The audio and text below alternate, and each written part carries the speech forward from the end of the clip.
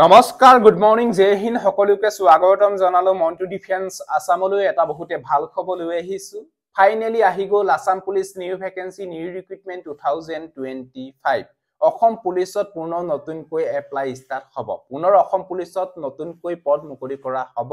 কিমান পদ মুকলি কৰা হ'ব কোনটো তাৰিখৰ পৰা এই পদবিলাকৰ এপ্লাই ষ্টাৰ্ট হ'ব কি পদ মুকলি কৰা হ'ব সকলো বিলাকৰ ডিটেইলছ ভিডিওটো যেতে ফুল ইনফৰমেশন হকাৰে আপোনালোকক জনাবলৈ বিচাৰিছো সো ভিডিওটো সম্পূৰ্ণৰূপে চাই থাকিব আৰু যদিহে আপোনালোকে আমাৰ চেনেললৈ প্ৰথমবাৰ কাৰণে আহিছে তেতিয়ালে চেনেলটো সাবস্ক্ৰাইব কৰি লব আৰু যদি ফেসবুকত চাই আছে তেতিয়ালে আপোনালোকে ফলো কৰি লব ভিডিও ডেসক্ৰিপচনত আমাৰ WhatsApp এণ্ড টেলিগ্ৰাম গ্ৰুপৰ লিংক দিয়া আছে যদি এতিয়ালৈকে জয়েন হোৱা নাই জয়েন হৈলক তাতে যিকোনো ধৰণৰ আপডেট আপোনালোকে আগতীয়াকে পাব আৰু অসম পুলিচৰ ডিটেইলছ যদি আপোনালোকে নিজে চেক কৰিব বিচাৰে হাইট কিমান লাগে চেস কিমান লাগে কি ডকুমেন্টস লাগে এপ্লাই কৰিবৰ হলে কোৱালিফিকেশনস কিমান লাগে এইবিলাকৰ ডিটেইলছ যদি আপোনালোকে নিজে চেক কৰিব বিচাৰে তেতিয়ালে ভিডিও ডেসক্ৰিপচনত আমাৰ ওয়েবসাইটৰ লিংক দিয়া আছে indiajobsupdate.com গুগলত সাৰ্চ কৰিব তাতে সকলো বিলাকৰ তথ্য আপোনালোকে চেক কৰিব পাৰিব এতিয়া অসম পুলিচৰ ফালৰ পৰা কিমান পদ মুকলি কৰা হ'ব বা কোনটো তাৰিখৰ পৰা এই পদবিলাকৰ এপ্লাই ষ্টাৰ্ট হ'ব সকলো বিলাকৰ ডিটেইলছ মই আপোনালোকক জনাবলৈ বিচাৰিছো যেহেতু আপোনালোকে গম পাইছে আমাৰ মাননীয় মুখ্যমন্ত্ৰী ডক্টৰ হিমন্ত বিশ্ব শৰ্মা ডাঙৰীয়া দেৱে 6 নৱেম্বৰ 2025ত ফেসবুক লাইভত ফেসবুকত 9টা বজাত তেওঁ লাইভ আহিছিল আৰু ফেসবুক লাইভ যোগেদি ঘোষণা কৰিছে অসম পুলিচত পুনৰ নতুনকৈ পদ মুকলি কৰা হ'ব বা অসম পুলিচত পুনৰ নতুনকৈ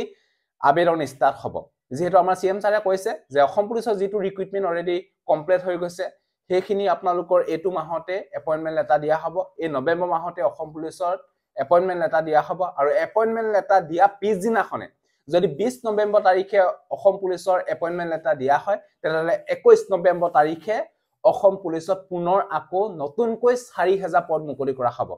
পাই 4000 পদ মুকলি কৰা হ'ব অসম পুলিচত হয়তো ইয়াতে এবি এনইবি কনষ্টেবলৰ ভ্যাকেন্সি হয়তো আহিবই পায় কাৰণ 2023 চনৰ পৰা এতিয়ালৈকে ভ্যাকেন্সি অসম পুলিচত কোনো ধৰণৰ অহা নাই যি এতিয়া আপোনালোকৰ এখিনি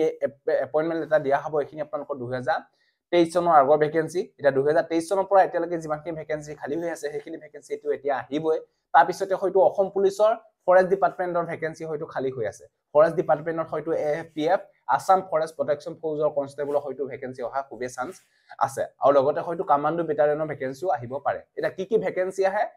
যেতিয়া এডভাৰটাইজমেন্ট আহে তেতিয়াহে আমি গম পাম তাৰ বাবে আপোনালোকে এপ্লাই কৰিবলৈ হলে বয়সৰ সময়সীমা বিষয়ে আপোনালোকে গম পাইছে যদি কনষ্টেবলৰ ভ্যাকেন্সি কেনেবাকৈ আহে তেতিয়ালে 18 বছৰ পৰা 25 বছৰলৈকে আপোনালোকে আবেদন কৰিব পাৰিব ইউ আৰ ক্যান্ডিডেট এসটি সকলে 18 বছৰ পৰা 30 লৈকে আবেদন কৰিব পাৰিব আৰু ওবিসি এমবিসি বিলাকে 18 বছৰ পৰা 28 লৈকে এপ্লাই কৰিব পাৰিব কোৱালিফিকেশন 10 পাস কৰিলে এপ্লাই কৰিব পাৰিব কনষ্টেবল পদ বিলাকত যেতিয়া নটিফিকেশন আহিব তেতিয়া আপোনালোকক ভিডিও দিবলৈ চেষ্টা কৰিম এতিয়া আমাৰ সিএম ছাৰ মাননীয় মুখ্যমন্ত্ৰী ডক্টৰ হিমন্ত বিশ্ব শৰ্মা ডাঙৰীয়া দেৱে অসম পুলিচৰ নতুন পদৰ বিষয়ে কি ক'লে আপোনালোকে এবাৰ চাই লওক আমি নৱেম্বৰ মাহৰ ভিতৰতে পুলিচ কনিষ্টেবল সকলক নিযুক্তি দিয়াৰ ব্যৱস্থা কৰিম পুলিচ কনিষ্টেবল সকলক নিযুক্তি দিয়াৰ পিছদিনাখনি আমি অন্তত আৰু 4000 আৰক্ষী পদৰ বাবে আবেদন পত্ৰ আহ্বান কৰিম অৰ্থাৎ নিযুক্তিৰ পৰম্পৰা আমি চলাই ৰাখিম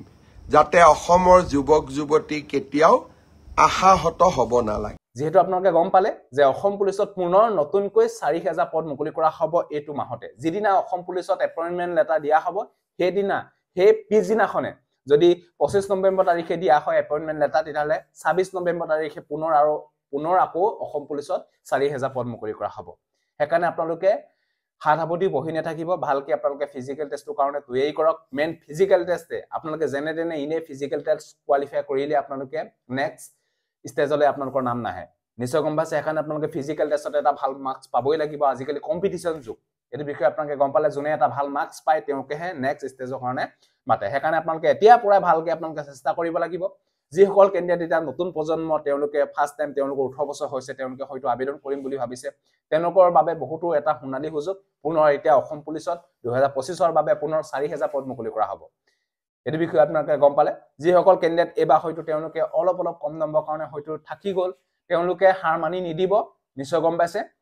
মোৰ লগৰ এজনে 49 বা মাৰি ইন্টাৰভিউ এবা সাকসেস হৈছে হেকাৰণে আপোনালোকে জীৱনৰ কেতিয়াও হাৰ নামানিব যদি আপোনালোকে এটা চাকৰি লম বুলি ভাবিছে তেতিয়ালে আপোনালোকে চেষ্টা কৰিব লাগিব চেষ্টা